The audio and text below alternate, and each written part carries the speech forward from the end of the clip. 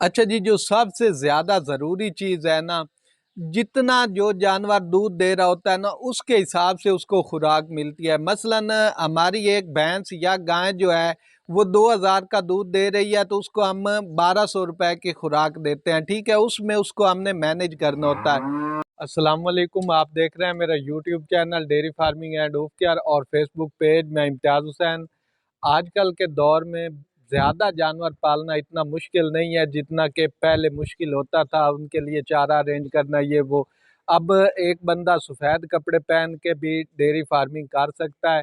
गाय भैंसे जो हैं वो ज़्यादा से ज़्यादा पाल सकता है।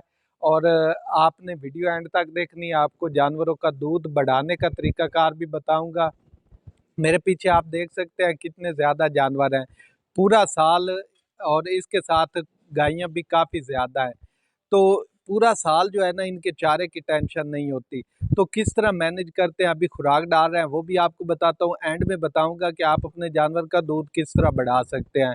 और परमानेंटली ये जो छोटे छोटे आपको ट्रिक मिलते हैं ना, और इस तरह मुझे ज़्यादा बातें करनी मुझे नहीं आती। और वो कहते हैं कि घी दे दे, चीनी दे दे, फलां चीज़ दे दें, ये तेल दे दें आप। ये सारी चीज़ें इंसानों के इस्तेमाल के लिए हैं, और ये जो है ना महंगे प्रोडक्ट हैं, ठीक है। ये हमने जानवर को वो प्रोडक्ट देनी है, वो चीज़ देनी है, रॉ मटेरियल देना है, जिससे कम खर्चा करके ज़्यादा प्रोडक्शन जो है हम जानवर से हासिल करें, और कम खर्चे में हम ज़्यादा मुनाफा जानवर से हासिल कर सकें। तो लिहाजा इस तरह की इंफॉर्मेटिव तरीक़ाकार आपको बताया करूँगा, और साइंटिफिकली, जिससे आपका परमानेंट फ़ायदा होगा। और आप जो है वो प्रॉफिटेबल डेयरी फार्मिंग की तरफ जा सकेंगे। तो कोशिश ये करें कि लेटेस्ट डेयरी फार्मिंग की तरफ आ जाएं। और 100 जानवर भी आपके लिए मसला नहीं होगा, 200 जानवर भी आपके लिए मसला नहीं होगा। तो अभी आपको दिखाता हूँ, आपने मेरे साथ रहना है। चैनल को सब्सक्राइब कर लें, वीडियो को शेयर कर दें। अच्छा जी, ये देखें, जानवरों के आने से पहले पहले जनाब खुराक रेडी हुई पड़ी है। तो इसमें क्या है, सिंपल सी बात है, इसमें साइलेज है, तूड़ी है, और वंडा है। वंडा आप खुद भी बना सकते हैं और मार्केट से भी मिल जाता है। और इसके अलावा इसमें कैल्शियम है, डीसीपी है, और इसके अलावा मिनरल मिक्सचर है, ठीक है। मिनरल आपको जानवरों वाले मेडिकल स्टोर से भी मिल जाता है, मुख्तलिफ जगहों से मिल जाता है। डीसीपी भी आपको मिल जाता है। तो ये अगर आप ऐड करेंगे ना, तो आपका जानवर जो है वो दूध भी ज़्यादा देगा, सेहतमंद भी रहेगा, टाइम पे हीट में भी आएगा।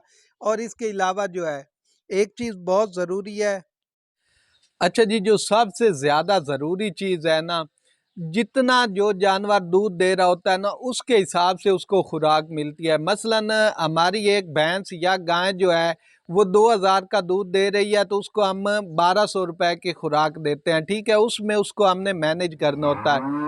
और ये जो चारा मैंने आपको दिखाया है ना, साइलेज वगैरह, तो तूड़ी वगैरह, ये आप पूरे साल का स्टोर करके रख सकते हैं। इसमें आपको टेंशन नहीं होती कि आज बारिश आई हुई है तो हमने चारा काटना है, या मजदूर नहीं है तो हमने चारा काटना है। ये आपने अपने स्टोर से उठा के जानवरों को डाल देना है। और दूसरे नंबर पे ना, हम कामयाब क्यों होते हैं, हम जानवरों की ग्रुपिंग करते हैं, ठीक है। जो जानवर हमारा 20 लीटर दूध दे रहा है, उसको हम अलहदा ग्रुप में रखते हैं। 15 लीटर वाले को अलहदा ग्रुप में रखते हैं, और 30 लीटर वाले को अलहदा ग्रुप में रखते हैं। और जो नहीं दूध दे रहा, उसको हम अलहदा ग्रुप में रखते हैं। उस हिसाब से हम उनको खुराक देते हैं। अक्सर जो फार्मर है ना, वो फ्लॉप इस वजह से होते हैं कि वो जानवरों को उनकी रिक्वायरमेंट के से ज़्यादा खुराक देते हैं। अब ज़्यादा खुराक का फ़ायदा नहीं होता, नुकसान होता है। एक फ़र्ज़ करें एक फ़र्ज़ करें बछड़ी है, तो बछड़ी को जब रिक्वायरमेंट से ज़्यादा खुराक मिलेगी, वो फैटी होगी, मोटी होगी, और उसमें प्रेगनेंसी का इशू आएगा, और आपका ख़र्चा भी ज़्यादा होगा। अच्छा जी, जिस जानवर की जितनी रिक्वायरमेंट होगी, उसको आप उतनी खुराक देंगे, तो आप प्रॉफिटेबल भी रहेंगे, मुनाफा भी कमाएंगे, और आपको नुकसान नहीं होगा। अगर आप ये करेंगे कि आपके 20 लीटर वाला जानवर और 10 लीटर वाला जानवर एक ही जगह पे एक ही तरह की खुराक खा रहा है, तो जो आपके 20 लीटर वाले जानवर है, गाय है, भैंस है, اس کا جو منافع ہوگا وہ جو 10 لیٹر دے رہا ہے وہ جانور کھا جائے گا، تو لہٰذا آپ جو ہے وہ نقصان میں رہیں گے۔ جس جانور کی جتنی پروڈکشن ہے اس کو اتنی ہی خوراک جانی چاہیے۔ اس کے علاوہ خوراک میں اگر آپ منرل، ڈی سی پی اور کیلشیم پاؤڈر یہ آپ مکس کریں گے تو اس سے آپ کا جانور جو ہے بچہ دینے کے بعد جلدی سے جلدی پریگننٹ ہو جائے گا، اور آپ کے فارم کے نمبر آف اینیمل جو ہے وہ زیادہ بڑھے گا، جلدی بڑھے گا۔